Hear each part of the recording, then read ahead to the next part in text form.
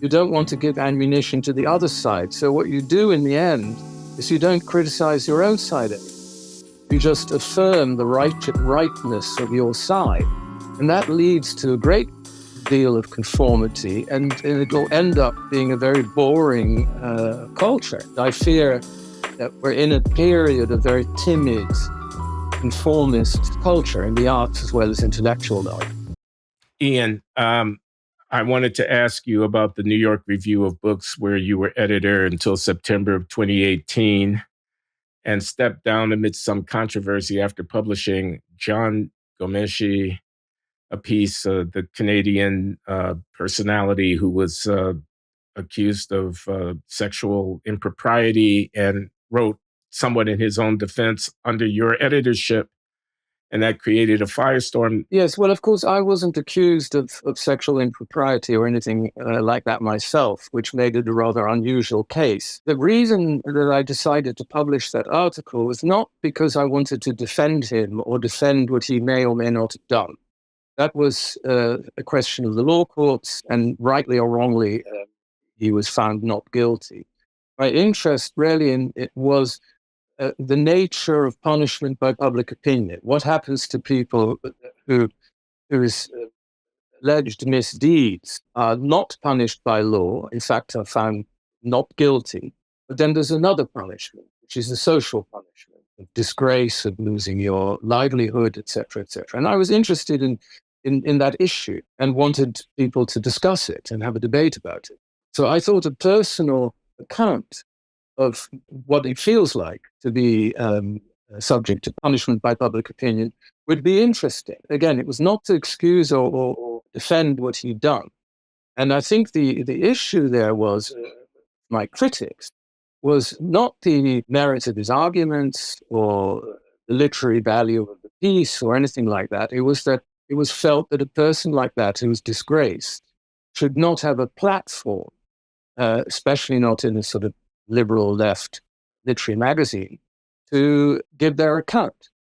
And of course, it should not have led to me being kicked out of my chair. It was also an example of how ideological shifts in the zeitgeist usually involve politics as well. And that's national politics, but also politics within editorial rooms, museums, and so on. And it becomes a way for people to get rid of somebody who is either, in their eyes, too old or too conservative or too white or whatever it may be, which is not to suggest that there was a sort of revolution in the office of people who all actively wanted to be ousted, but it was certainly an opportunity to get rid of somebody like me. That has a longer history with the New York Review, in that I followed an old-fashioned editorial tyrant, my predecessor, whom I adored and think was one of the great editors of the 20th century, Robert Silvers, but he was certainly very old-fashioned in that way. Me following him, of course, made me the receptacle of an awful lot of resentments that had been building up. Ian, did you feel that, and this is a genuine question, that the people who wanted you out were a minority of people, and that they had disproportionate influence upon others who ended up holding their nose and doing something they knew wasn't right, but figured that they had to because of the zeitgeist and the public square? What a leading question, but did you? I don't know how many people I worked with, the editors in the office, actively wanted me out. I'm not sure many of them did, but they didn't. But the arguments that arose in the office about articles, where I sometimes had to protect writers from overzealous editing of people who felt that they were, straying from the progressive course, followed very much not gender divisions, but generational.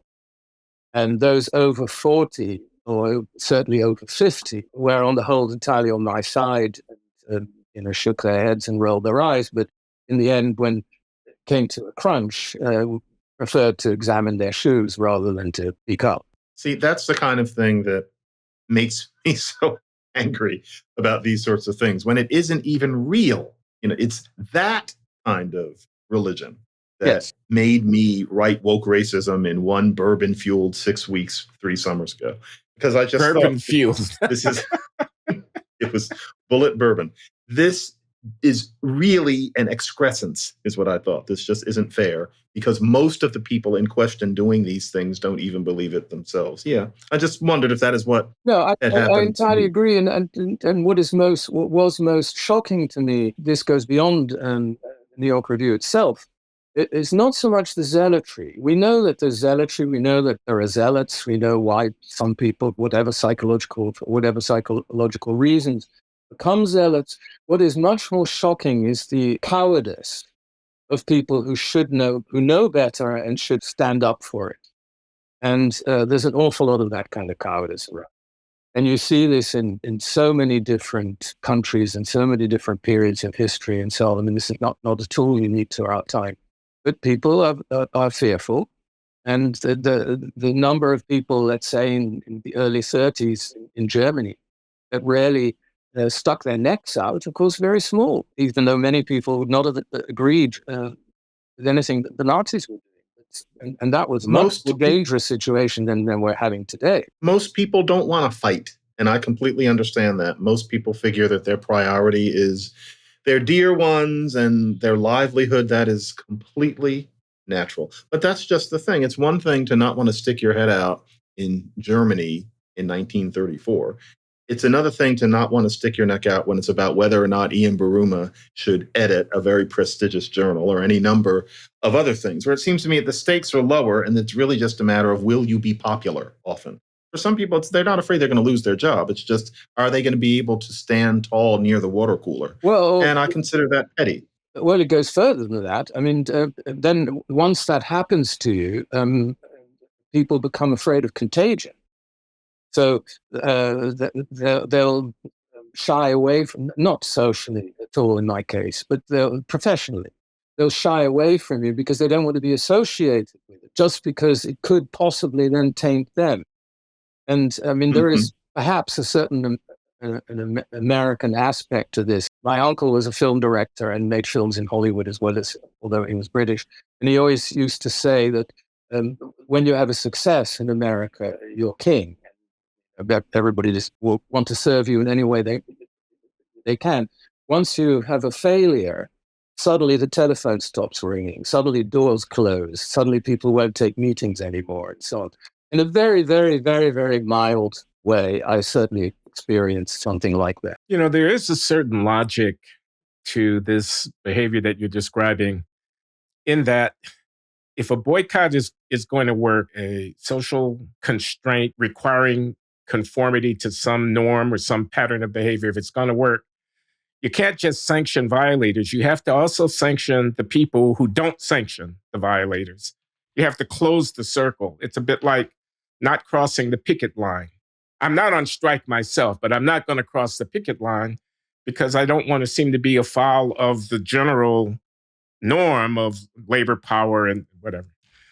So I'm not surprised that this very effective environment of conformity finds within it the phenomenon that you're describing of what you're calling cowardice, but in a way maybe is also just the affirmation of the sense of righteousness, of trying to signal I'm on the right side of history, of trying to communicate that, yes, I too affirm the value here, anti-racism, anti-misogyny, or whatever it might be. Well, it's comfortable to conform, but one of the things that some people objected to, some of the younger editors, in my case, was something I find very important, and that it's in order to make people think, which I think is the primary duty of a writer or an editor, is to make people think, especially people whose politics and views are fairly similar to one's own. You have to examine your own assumption or the assumptions of people who are with you on your side. You have to, as Ivor Lind, the philosopher, once said, I mean, the best way to protect Enlightenment values is to constantly subject it to criticism. As an editor, I enjoyed running pieces that went a little against the grain. And I think one of the unfortunate consequences of, let's call it the woke wave, is that people have become very, very afraid of doing that. And of course, that has to do with the polarization of the United States and many other democracies today as well. You don't want to give ammunition to the other side. So what you do in the end is you don't criticize your own side anymore. You just affirm the rightness of your side. And that leads to a great deal of conformity, and it will end up being a very boring culture. I fear that we're in a period of very timid, conformist culture in the arts as well as intellectual life.